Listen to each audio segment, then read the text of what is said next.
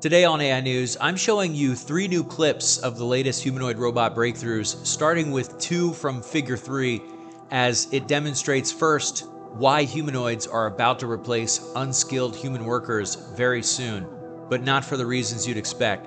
So what you're seeing here is Figure 3's brand new Vulcan AI policy. This is responsible for the robot's balance. And what they're doing here is removing 3 actuators from the right leg right now, and you're going to see how this robot reacts. It begins to hobble and adapt in real time. And the reason why this stands head and shoulders above a human performing at a workplace is because when a human becomes injured, they can't keep working. But these robots will continue and adapt. You can see it hobbling here. And this is all part of a larger system, which I'm about to show you in this next video from the CEO of Salesforce. This is also the Figure 3, and it's sorting packages. Here, this is 1x speed, no teleoperation, completely autonomous, and it's flipping over these packages. But this is all part of the larger system, which is the Helix 02. And what you're seeing here is System 0, which is responsible for foundational whole body control operating at 1000 hertz. And this ensures this human-like movement, stability, and balance. And it allows for the robot to make contact with these packages and coordinate across its entire body. Whereas when you see these packages being thrown in, this is System 1 working. This is reactive behavioral control. And this system thinks fast and translates perception into action, operates at 200 hertz, and it translates high-level goals into immediate movements like the grasping of these packages. Then this integrates with System 2, which is responsible for high-level reasoning or slow planning. And this is taking care of long-term goals, language, and context. So it interprets its scenes, understands natural language instructions, and sequences its behaviors to achieve its goals. And overall, we're seeing these robots not only operating at a level as fast and competent as unskilled human workers, but also now becoming superhuman in the fact that they're able to continue working despite breaking down. But another robot is also serving in a different regard. This is more for entertainment. This is the AGI bot X2 playing ping pong autonomously. No teleoperation. All it's doing is integrating its real-time visual perception and motion intelligence to respond to the ball's speed, spin, and trajectory.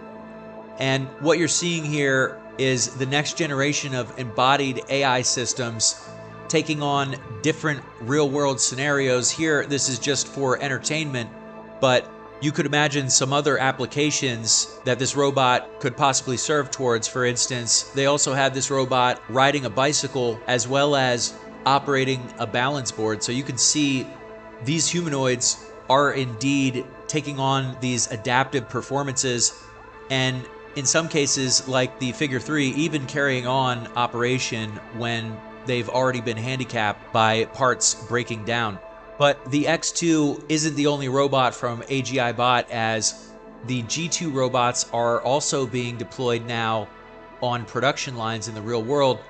And this is another example of embodied AI serving towards consumer electronics precision manufacturing, where here you can see these G2 humanoids autonomously picking up tablets, navigating these factory floors, and placing the devices into their testing fixtures with millimeter level accuracy, which frankly exceeds that of a human. And while they may not be as fast as humans are currently, they're certainly catching up quickly. So how fast will it be before these not only operate faster than humans, cost less than humans, but exceed humans when pieces of their hardware break down mid-task? And so far, these G2 robots are operating at a success rate of 99%, producing 3,000 units per shift. And each cycle here is lasting between 19 to 20 seconds, but they're operating in this factory 24/7 autonomously with very minimal human intervention. But the real question is, would you rather buy your own robot or build your own robot? Because Craft just released its open source hand, which is tendon driven and costs under $600 to build yourself. And it features these links for strength where it can bend in ways that a human probably wouldn't be able to. And it uses these soft rolling contact joints to absorb impact, driven by 15 motors in the forearm, and it can perform all 33 grasp types. But we still need to see a bit more in the real world. So far we have some simulation demos of its dexterity, but one thing that does look promising is that because this robot hand can bend in ways that a human hand cannot, it lends to this robot probably being more durable than many of the robots that are already on the market. But tell us down below how much you'd be willing to pay for an entire humanoid robot kit that you build yourself versus one that you purchase pre-built. But we aren't just seeing AI breakthroughs in the real world, because Overworld just released Waypoint 1.5, which is bringing AI-generated 3D worlds to both Mac and Windows. So this update allows for real-time generation of these 3D worlds. The software runs locally on both Mac and Windows for the first time ever, offering two tiers. The first is 720p at 60 frames per second for high-end machines, and the second is 360p for broader hardware like NVIDIA RTX cards and eventually Apple Silicon. And the model is half the size of the previous versions, despite being trained on roughly 100 times more data. And this delivers improved visual quality and efficiency over Waypoint 1.0 and 1.1, where users can actually install it locally using the Biome runtime environment, or they can stream it in browser at overworld.stream.